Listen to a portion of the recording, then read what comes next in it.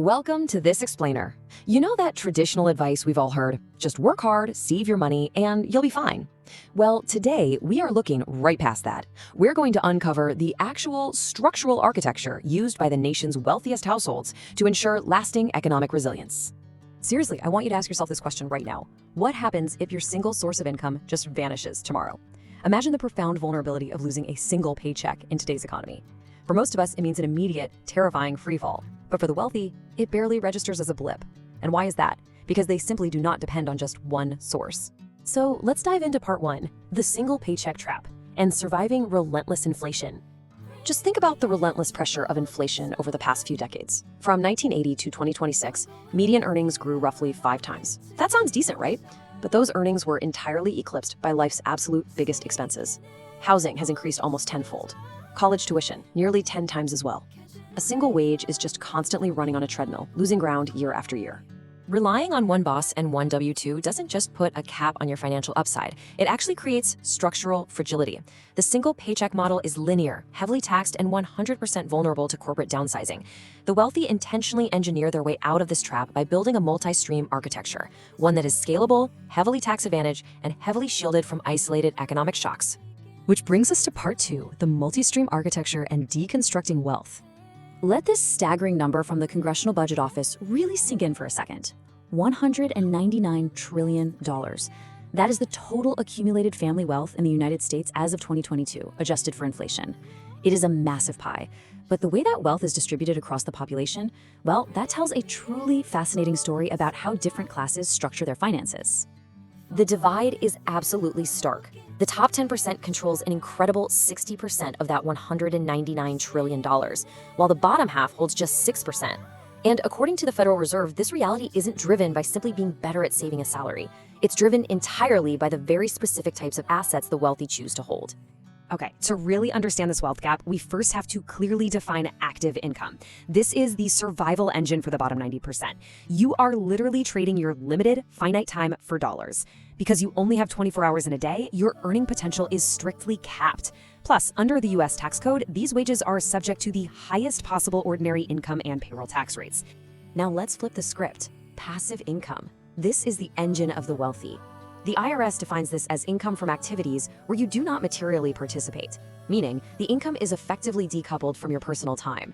It's scalable, it literally operates while you sleep, and it frequently exempts you from hefty self-employment taxes like Social Security and Medicare. When we pull Federal Reserve Bank of St. Louis data, the difference in strategy becomes glaringly obvious. The middle class relies almost entirely on active wages, anchoring about 80% of their total income to a paycheck. The top 10%, however, dilutes this reliance on wages down to 62%. They're strategically layering in significant streams of business equity and capital assets to create a much sturdier foundation. All right, let's look at part 3, real estate and tax strategy, the true wealth engine. There is a mechanism in the tax code that feels, honestly, almost like magic. It's called depreciation. This is a non-cash expense that allows investors to deduct the cost of a physical building over several decades. In the real world, this magically turns a property's positive money-in-your-pocket cash flow into a paper loss. It completely and legally shelters that real estate income from the taxman. And when a wealthy investor wants to sell a property, they rarely just cash out. Instead, they use a Section 1031 exchange. By following a few strict IRS steps, they can swap one property for a larger one and defer 100% of the capital gains taxes indefinitely. This allows them to continually grow their wealth using pre-tax dollars, creating this massive compounding snowball effect. Moving right along to part 4, capital gains, dividends, and paper assets. Federal Reserve Economic Data, or FRED, shows a stark correlation between a household's wealth and their asset classes. The less wealthy have most of their net worth tied up in their primary residence and vehicles. But the top 0.1%? They hold a staggering 70% of their financial wealth in corporate equities. These assets passively produce dividends and appreciate in value without requiring active daily labor. Get this, a staggering 75.7% of all capital gains flow exclusively to the richest 10% of Americans, and over 45% goes to just the top 1% alone. This means the rewards of asset appreciation in the broader economy are highly concentrated among those who have stepped outside the single paycheck model. And internal IRS data reveals the logic behind this architecture. The effective tax burden on these realized capital gains is remarkably flat and exceptionally efficient compared to ordinary wage taxes. Because capital gains often go unrealized for years and are taxed at preferred rates when they finally are cashed out, the overall macro tax rate on nominal gains is significantly below statutory wage rates. Now for part 5, the path to resilience. Taking a look at risk versus reward. To be completely fair, the wealthy essentially trade the illusion of a safe, steady paycheck for the reality of volatile markets. Because their income is tied to business equity and capital assets, their adjusted gross income can drastically plummet during recessions.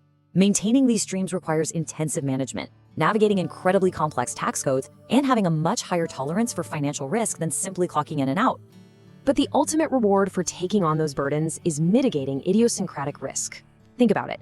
If an industry crashes and a W-2 employee is laid off, their income goes straight to zero. But if a diversified investor loses a tenant or a stock underperforms, their other streams, the dividends, the business equity, the other rentals, they act like a financial fortress, fully protecting their lifestyle from isolated economic shocks.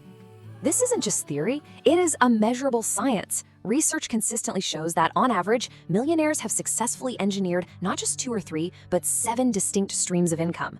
By layering real estate, stock dividends, business profits, and interest, they build a robust architecture that can withstand almost any economic weather. So, with the relentless pace of inflation and the inherent fragility of the labor market, take a hard look at your own financial architecture. Are you building a life tethered to one single fragile paycheck, or are you taking the steps to design true, multi-stream economic resilience? Thank you so much for watching this explainer. Keep learning, keep diversifying, and I'll see you next time.